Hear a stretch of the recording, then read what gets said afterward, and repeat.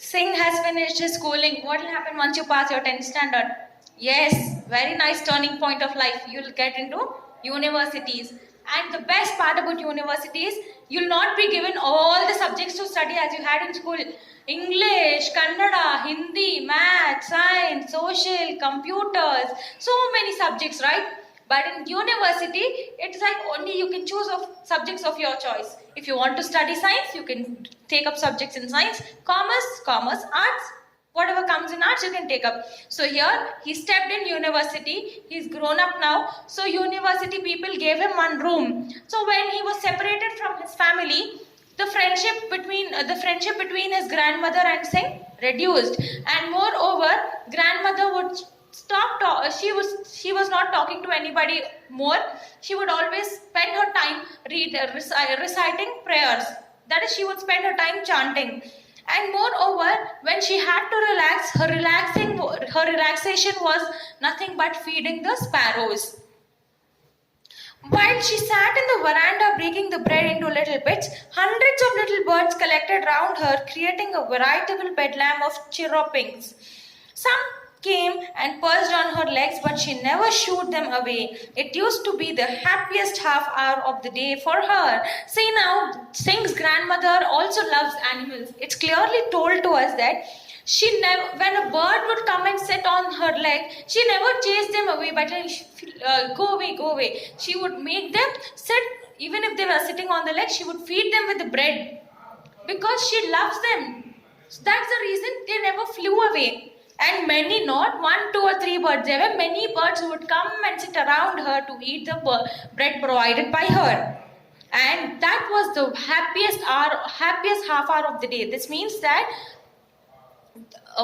Singh's grandmother would spend half an hour by feeding the birds and feeling happy doing this service.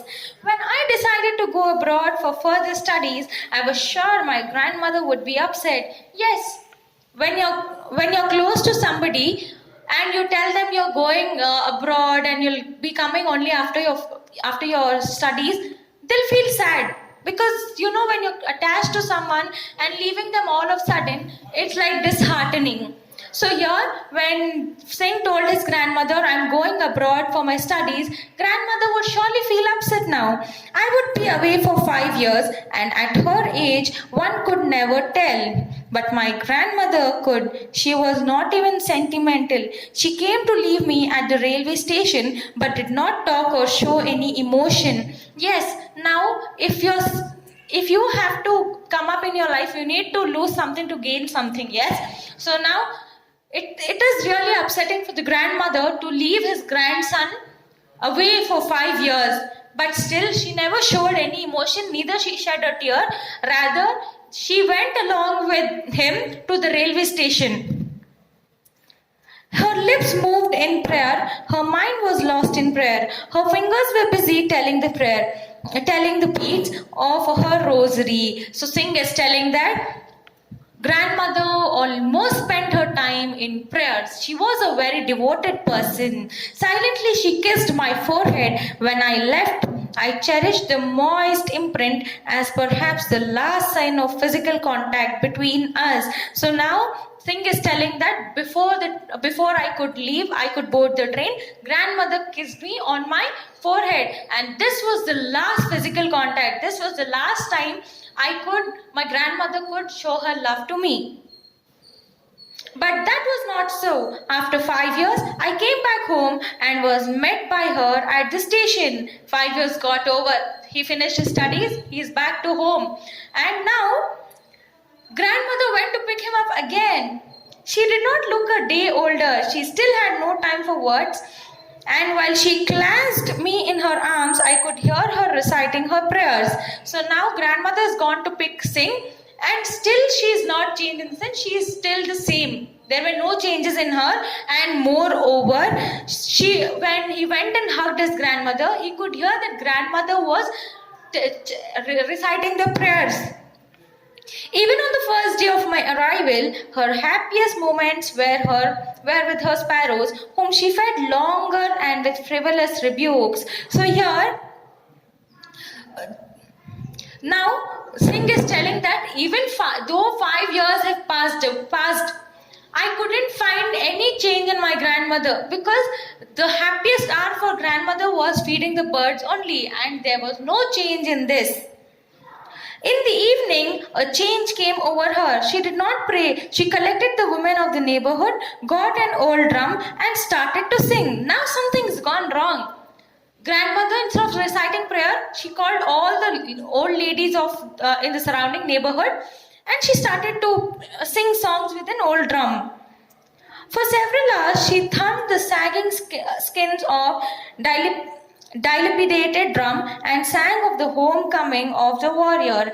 We had to persuade her to stop to avoid overstraining. That was the first time since I had known her that she did not pray. So now, in this paragraph, we basically learned that grandmother was a lady who was very much devoted to God.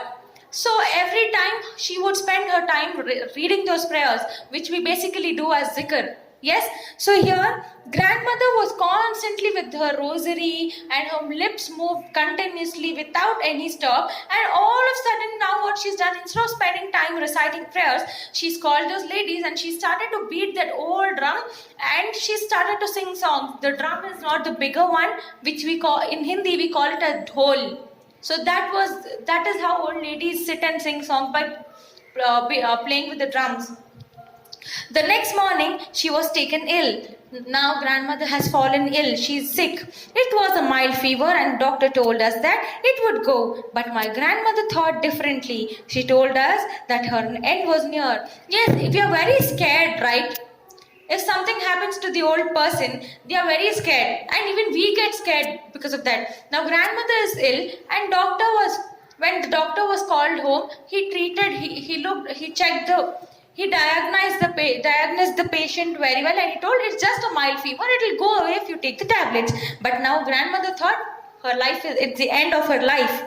She said that since only a few hours before the close of the last chapter of her life, she had omitted to pray. She was not going to waste any more time talking to us. So now grandmother is telling that now my last hour, I'm going to die now. I don't want to waste my time talking to you all. All I want to do is I want to recite my prayers again. So she didn't talk to anybody at that time.